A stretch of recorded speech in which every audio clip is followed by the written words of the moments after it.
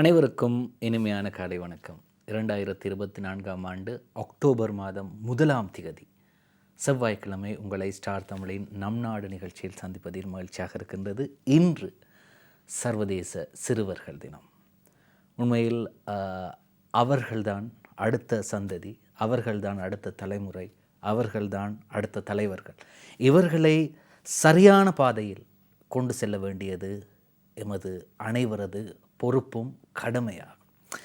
இன்றைய ஒரு கட்டுரை வெளியாக இருக்கின்றது வீரகேசரி பத்திரிகையிலே. நாம் பார்க்கலாம், இலங்கை சிறுவர்களின் நலன் கருதி முக்கிய தீர்மானங்களை எடுப்பதற்கான சிறந்த தருணம் என்று. இன்று கொண்டாடப்படும் சர்வதேச சிறுவர் தினத்தை முன்னிட்டு இலங்கைக்கான யுனிசெஃப் நிறுவனத்தின் பிரதிநிதி கிறிஸ்டியன் ஸ்கூக் எழுதிய கட்டுரை ஒன்று வீரகேசரி பத்திரிகையிலே வெளியாக இருக்கின்றது. அதாவது, இலங்கை சிறுவர்களின் நலன் கருதி முக்கிய தீர்மானங்களை எடுப்பதற்கான சிறந்த தருணம் என்ற செய்தி. அதை நாங்கள் திரையில் கூட பார்க்கலாம். அந்த கட்டுரை வெளியாக இருக்கிறது. இலங்கை சிறுவர் தினத்தை கொண்டாடும் இத்தருணத்தில் நாட்டின் அரசியல்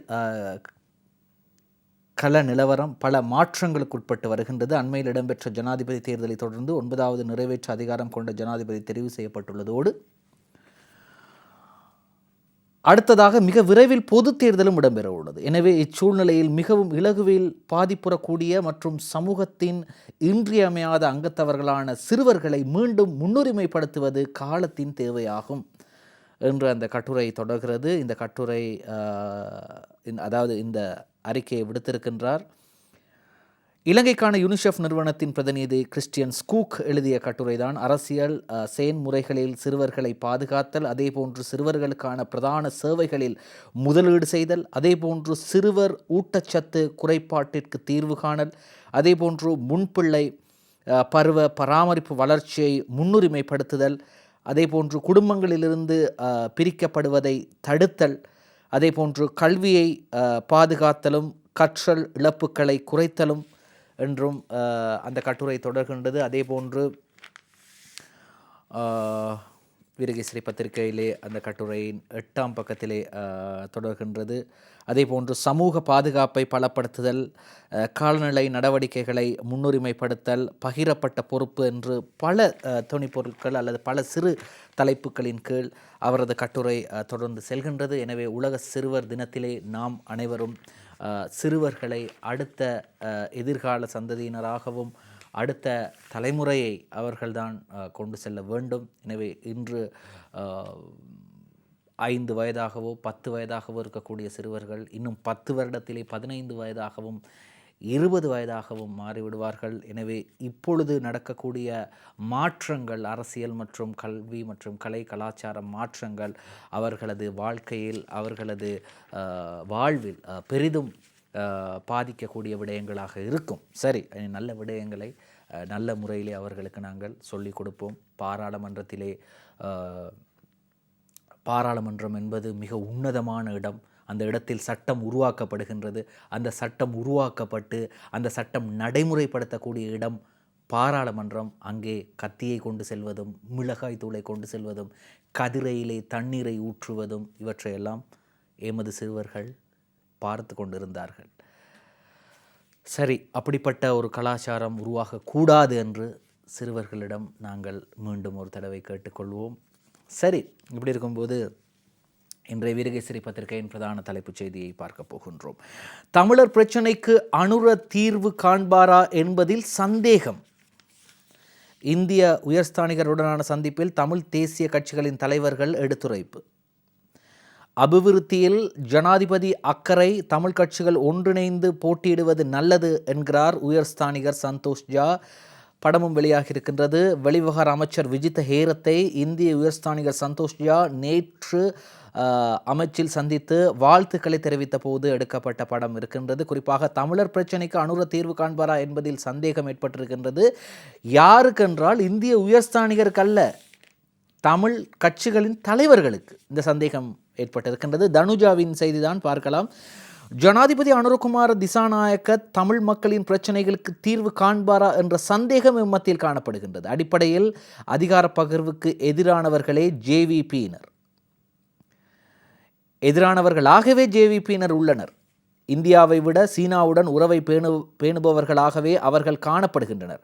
13வது திருத்தத்தை எதிர்த்தவர்களாகவே இவர்களின் கடந்த கால வரலாறு காணப்படுகின்றது. அதாவது 13வது திருத்தத்தை எதிர்த்தவர்களாகவே இவர்களின் கடந்த கால வரலாறு காணப்படுகின்றது என்று தமிழ் கட்சிகளின் தலைவர்கள் இலங்கைக்கான இந்திய உயர்ஸ்தானிகர் சந்தோஷ் ஜாவிடம் எடுத்துரைத்துள்ளனர்.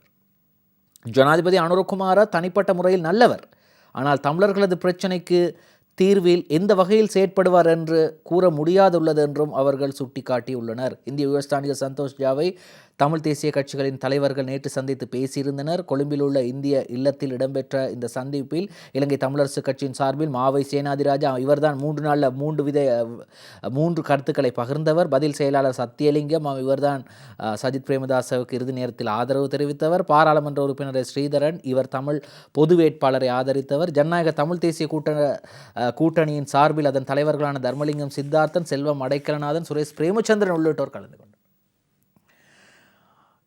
ஜனாதிபதி அனுரகுமார் திசாநாயக்க மீது சந்தேகம், தமிழர் பிரச்சனையை தீர்த்து வைப்பார் என்று தினக்குரல் பத்திரிகையை பார்ப்போம். கிட்டத்தட்ட அது மாதிரியான ஒரு தலைப்பு தான்.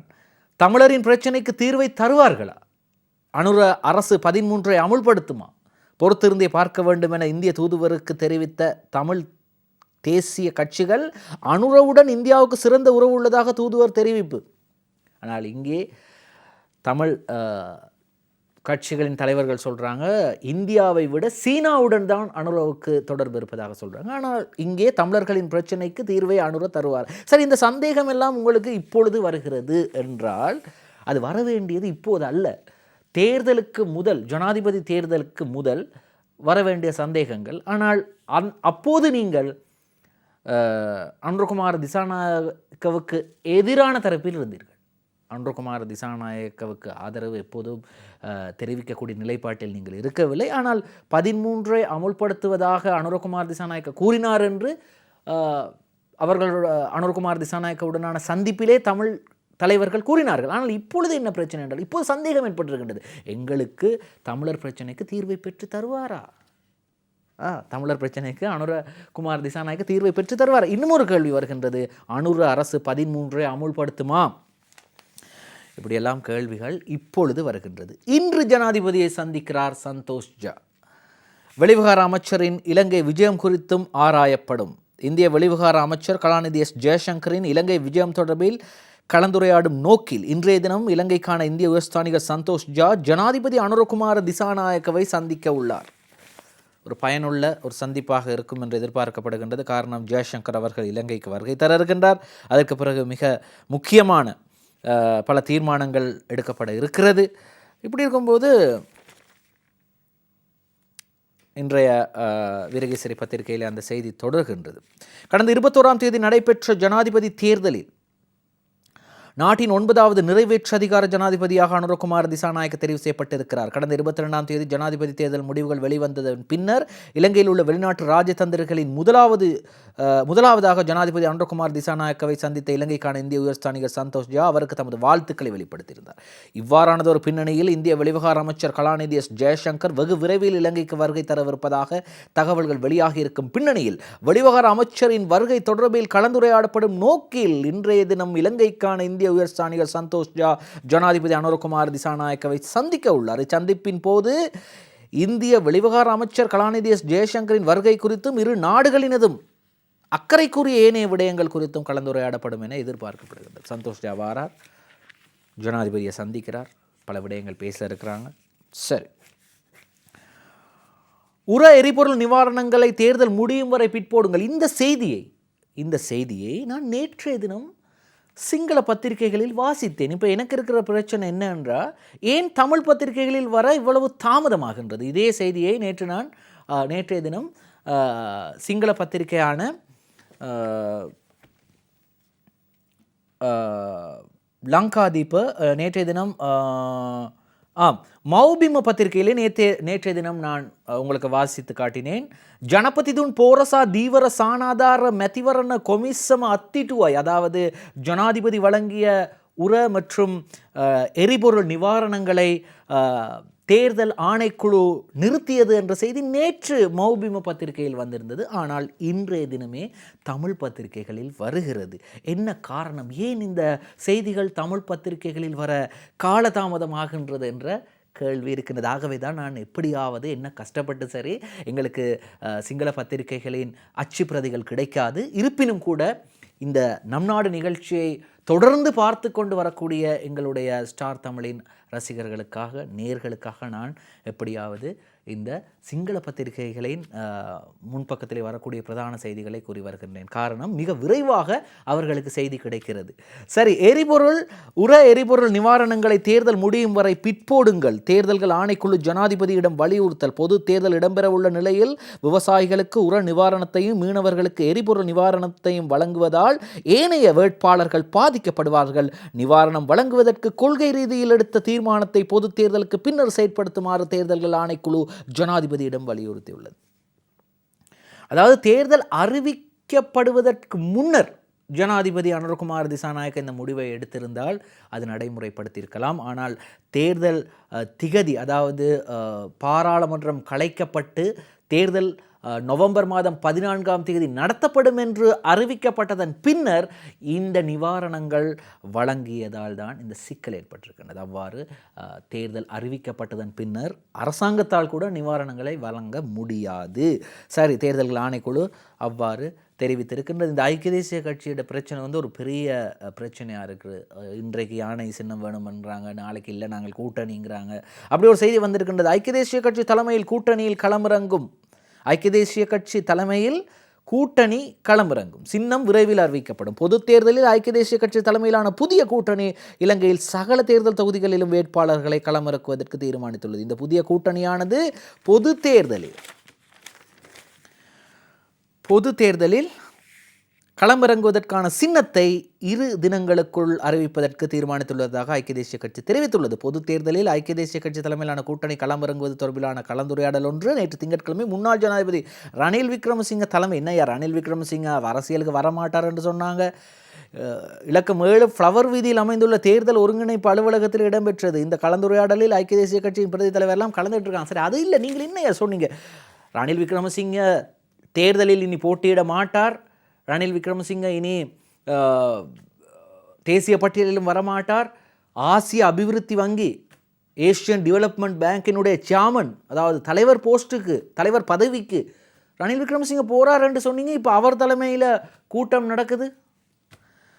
என்ன ஐயா நீங்கள் சொல்கிறீங்க? அதான் இப்போ, அதாவது ரணில் விக்ரமசிங்க தேர்தலில் தோல்வியுற்று ஒரு வாரத்திலே அறிவிக்கப்பட்டது. இல்லை, இனி எந்த தேர்தலில் ருவான் விஜயவர்தன கூறினார் இனி எந்த தேர்தலிலும் போட்டியிட மாட்டார், தேசிய பட்டியல் மூலம் வரமாட்டார். ஆனால் நேற்று அவர் தலைமையிலே கூட்டம் நடைபெற்றிருக்கிறது.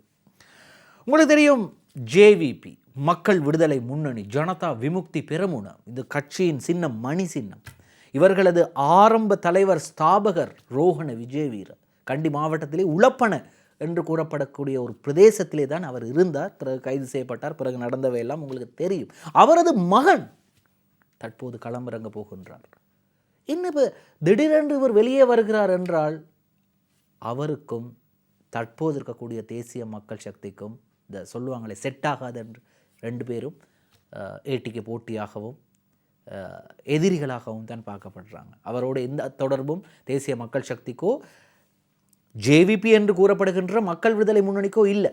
இப்போ அந்த செய்தியை பார்க்க போகணும். பொது தேர்தலில் களமிறங்குகிறேன், ரோஹண விஜயவீரவின் மகன் உவிந்து அறிவிப்பு. மாற்றம் ஒன்றை எதிர்பார்த்து நாட்டு மக்கள் ஜனாதிபதி அனுரகுமார் திசாநாயக்கவை ஜனாதிபதியாக தெரிவு செய்துள்ளனர். நாட்டை கட்டியெழுப்பும் அவரது கருத்திட்டங்களுக்கு என்ன சொல்றாரு? களமிறங்கி ஒத்துழைப்பு வழங்க போறாரா? பார்ப்போம். அந்த செய்தி தொடர்கின்றது.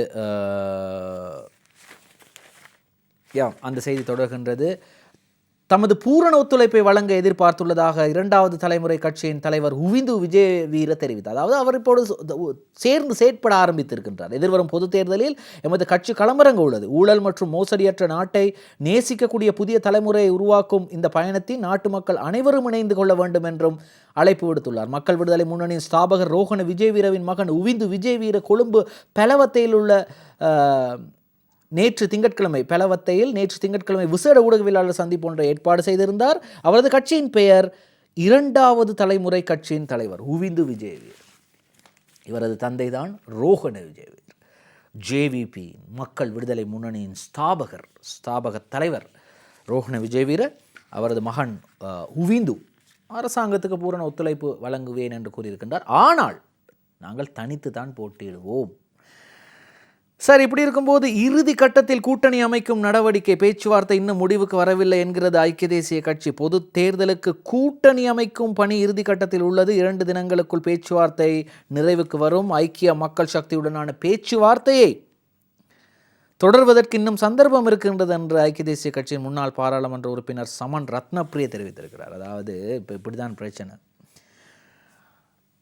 நேற்று தெளிவாக சொல்லிவிட்டாங்க. நேற்று முன்தினம் நடைபெற்ற இறுதி கூட்டத்தில் ஐக்கிய மக்கள் சக்தி தெளிவாக சொல்லிவிட்டது ஐக்கிய தேசிய கட்சியிடம். இங்கே பாருங்க, இந்த கூட்டணியின் ஐக்கிய மக்கள் சக்தி கூட்டணியின் பிரதமர் வேட்பாளர் சஜித் பிரேமதாச தான். அதில் எந்த மாற்றமும் இல்லை.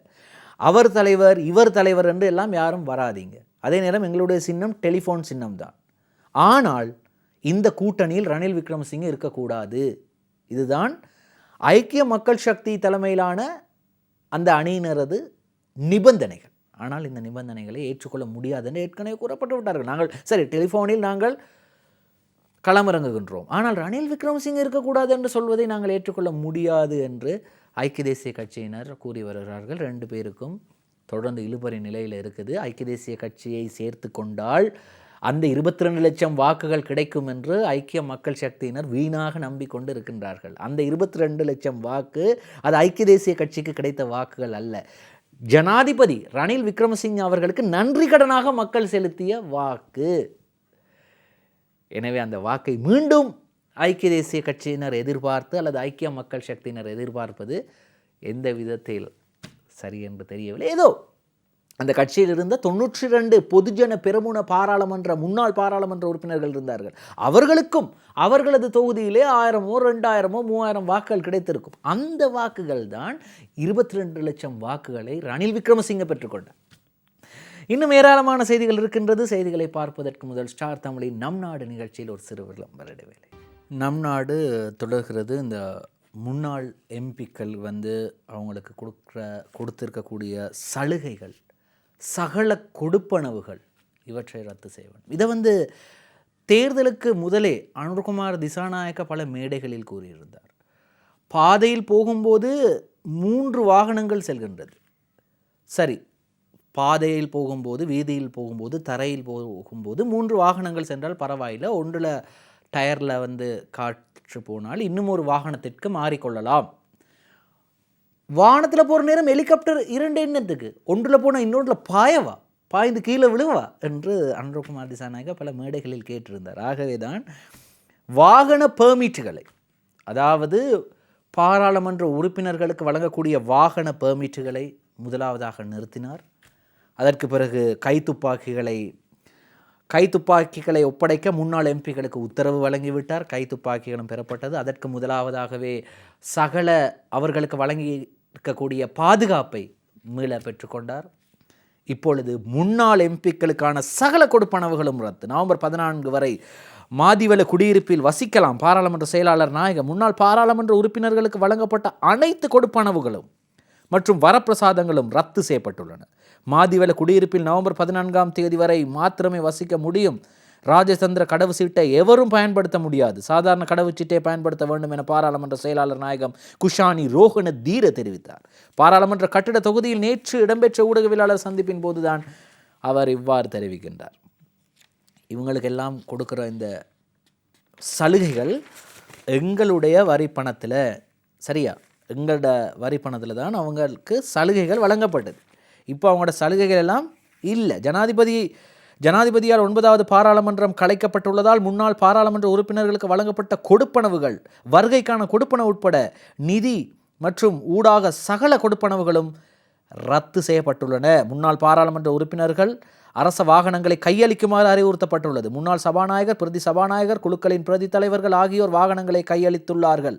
முன்னாள் பாராளுமன்ற உறுப்பினர்கள் எதிர்வரும் நவம்பர் 14 வரை மாதிவல வீட்டு குடியிருப்பில் வசிப்பதற்கு அனுமதிக்கப்பட்டுள்ளது. பாராளுமன்றம் கலைக்கப்பட்ட பின்னர் முன்னாள் பாராளுமன்ற உறுப்பினர்களுக்கு அரச குடியிருப்புகளை வழங்க முடியுமா என மக்கள் கேள்வி எழுப்ப முடியும். பாராளுமன்ற உறுப்பினர்களுக்கு மாத சம்பளத்தை ஒதுக்கும் போது அவர்களின் குடியிருப்புகளுக்கான தொகை அறவிடப்படும். எவ்வளவு தெரியுமா? மாதிவள குடியிருப்பு தொகுதியிலே அவர்களுக்கு மாத வாடகை 1000 ரூபாய். உங்களுக்கு கொழும்புல 1000 ரூபாய்க்கு ஒரு ரூம் சரி கிடைக்குமா? வீடை விடுங்க, ஒரு ரூம் தனி அறை 1000 ரூபாய். மாதிவள வீட்டு தொகுதியிலே மாத வாடகை அவர்களுக்கு 1000 ரூபாய். சரி, இப்படி இருக்கும்போது இன்னமும் எங்களோட வரி பணத்தில் நீங்கள் வாழ்ந்ததெல்லாம் போதும். சரியா? எங்களோட வரி பணத்தில் நீங்கள் வாழ்ந்ததெல்லாம் போதும். நாங்கள் கஷ்டப்பட்டு நாங்கள் சம்பாதித்து நாங்கள் வாங்கும் பொருள்களுக்கு நாங்கள் வரியை கட்ட, அப்படி இல்லை என்றால் எங்களது நகரசபை மாநகர சபைக்கான வரியை மாதம் மாதம் நாங்கள் கட்டி, அதே போன்று எங்களோட வருமான வரியை நாங்கள் கட்டி வர நீங்கள் அதை சொகுசாக வாழ்கிறீங்களா? இனி அப்படி வாழ முடியாது. சரியா? அதற்கான நேரம் வந்து விட்டது. தேர்தலுக்கு முதற்கட்டமாக 5 பில்லியன் ரூபாய் ஒதுக்கம். ஆணையாளர் நாயகம் சமன் ஸ்ரீ ரத்நாயக்க பொது தேர்தல் பணிகளுக்கு முதற்கட்டமாக 5 பில்லியன் ரூபாய் ஒதுக்கீடு செய்யப்பட்டுள்ளது. தேர்தல் பணிகளுக்கு தேவையான நிதியை வழங்க திரைசேரி உத்தரவாதம் அளித்துள்ளது. ஜனாதிபதி தேர்தலை காட்டிலும் பொது தேர்தலின் செலவு அதிகமாகும் என தேர்தல் ஆணையாளர் நாயகம் சமன் ஸ்ரீ ரத்நாயக்க தெரிவித்தார். அதுக்கான காரணத்தை சொல்கிறார். ஜனாதிபதி தேர்தலில் நாடு முழுவதும் ஒரே ஒரு வாக்கு சீட்டு தான். 38 வேட்பாளர்களது பெயர், 38 வேட்பாளர்களது சின்னம், அவ்வளோதான். உங்களுக்கு புள்ளடியிடுவதற்கு 1, 2, 3 போடுவதற்கான கட்டங்கள். அப்போ நாடு முழுவதும் ஒரே வாக்கு சீட்டு தான். ஆனால் பொது தேர்தலில் 22 மாவட்டங்களுக்கு 22 வெவ்வேறான வாக்குச்சீட்டுகளை அச்சிட வேண்டும்.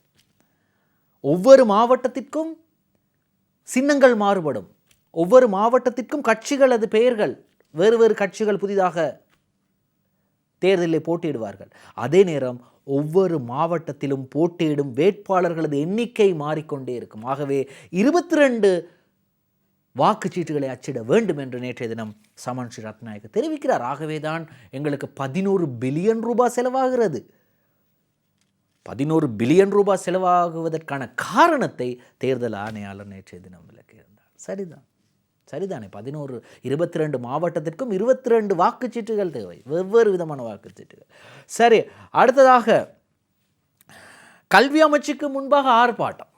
கல்வி அமைச்சுக்கு முன்பாக பெற்றோர் ஆர்ப்பாட்டம். புலமை பரிசில் பரீட்சை மீண்டும் நடத்துமாறு கோரிக்கை. வினாத்தால் கசிந்தமை உறுதிப்படுத்தப்பட்டுள்ள நிலையில் புலமை பரிசில் பரீட்சை நியாயமான முறையில் மீள நடத்துமாறு கோரி நேற்று கல்வி அமைச்சுக்கு முன்பாக பெற்றோர் ஒன்றிணைந்து போராட்டத்தை நடத்தினார்கள்.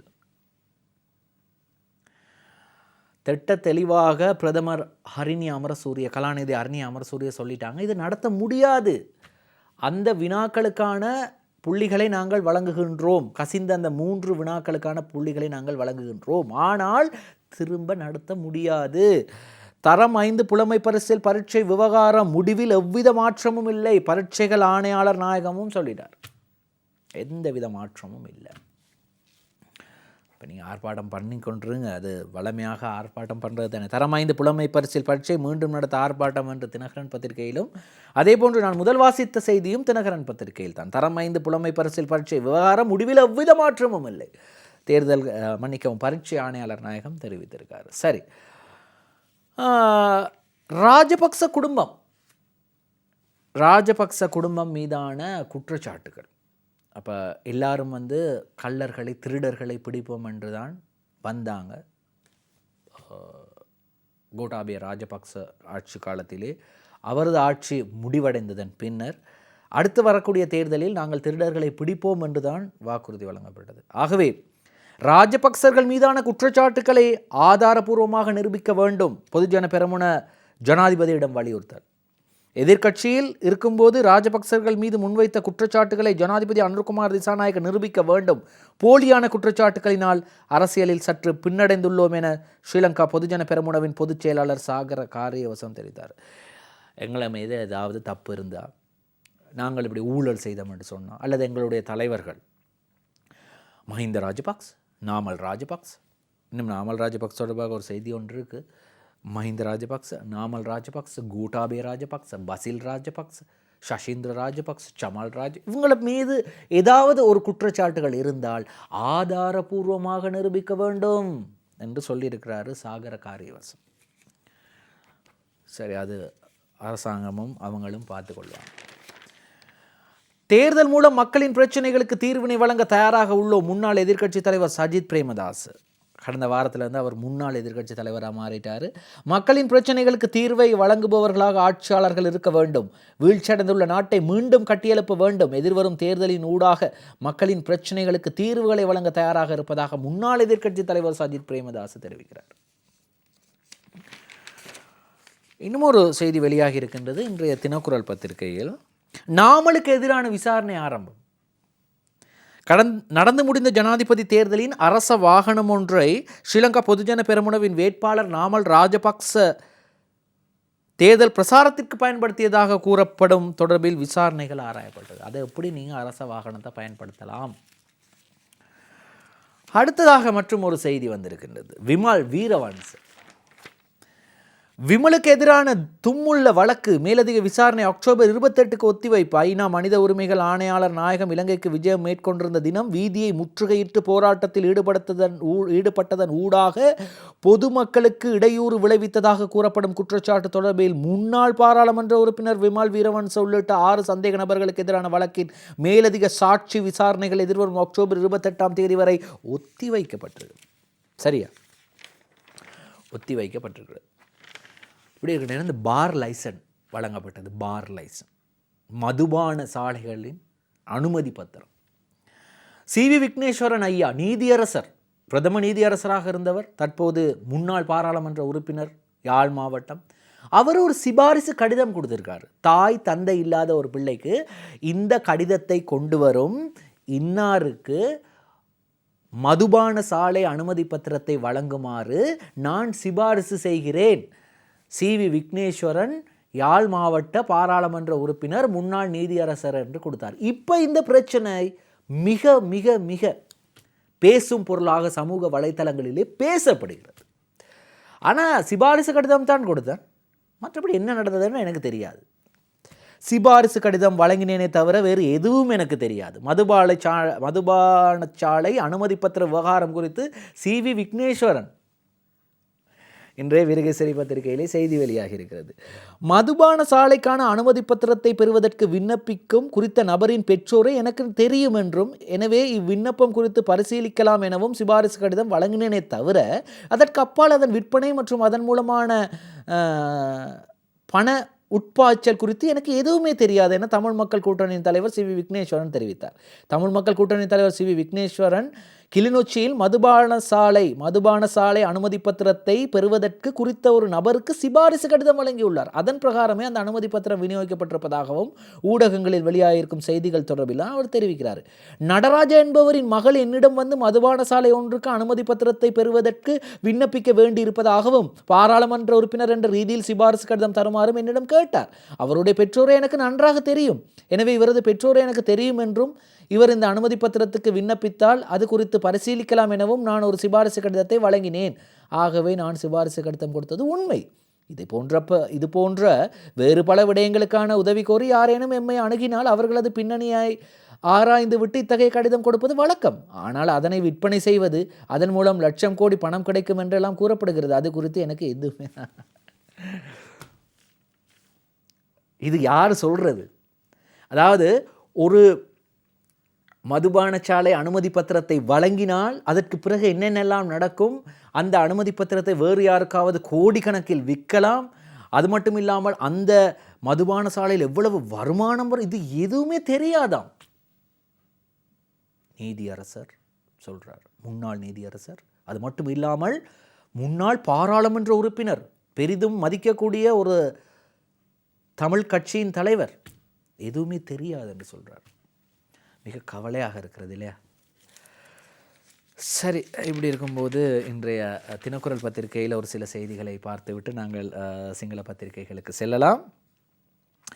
எமது அழைப்பை ஏற்காவிட்டால் தமிழரசு கட்சி தனித்து போட்டி, சுமந்திரன் சொல்றார். கோத்தாவின் பாணியில் அனுரவின் தீர்மானங்கள் முன்னாள் எம்பி மஹிந்தானந்த சொல்றாரு. ஜனாதிபதியை ஏமாற்றும் அரிசி வர்த்தகர்கள், இது சொல்றாரு முன்னாள் விவசாயத்துறை அமைச்சர் மஹிந்த அமரவீர. ஜனாதிபதியை அரிசி வர்த்தகர்கள் ஏமாற்றுறாங்களாம். அதில் மிக முக்கியமானவர் யாருன்னு உங்களுக்கு தெரியும், முன்னாள் ஜனாதிபதி ஒருவரின் தம்பி. அனுரவின் முதலாவது அமைச்சரவை கூட்டம் நேற்று நடைபெற்றிருக்கின்றது. அது தொடர்பான செய்திகள் வந்தவுடன் உங்களுக்கு அறிய தருவோம். யானையே வேண்டும், ஐக்கிய தேசிய கட்சி தலைமையகம் முன்பாக போராட்டம். அனுரவின் நியமனங்கள் அனைத்திலும் சிக்கல், முன்னாள் எம்பி அஜித் பெரேரா. ஜனநாயக தமிழ் தேசிய கூட்டணியாக சங்கு சின்னத்தில் களமிறங்குவோம், கருணாகரம் டெலோ எம்பி சொல்றார், முன்னாள் எம்பி.